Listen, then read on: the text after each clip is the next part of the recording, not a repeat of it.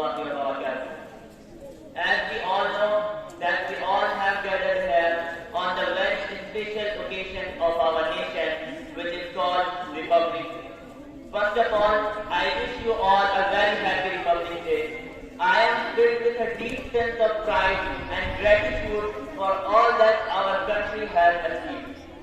My friends, as you know, we celebrate our Republic Day with a great enthusiasm on 26th January every year.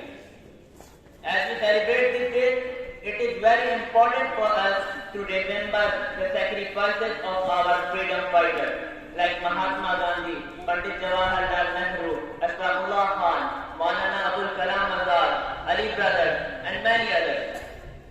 They struggled against British colonial rule for many years, and their efforts finally led to India's independence in 1947. India was declared as Republic country, as well as the Constitution of India came into effect in 26 January 1950.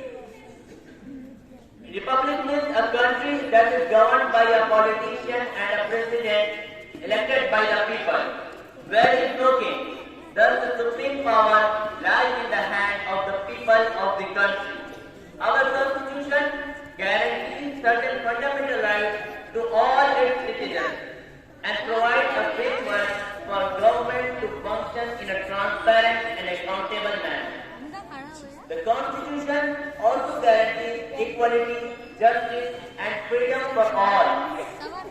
My friends, it's a day that makes us think beyond the caste, creed, religion, language, state and color, and we all have same feelings and emotions for our living country.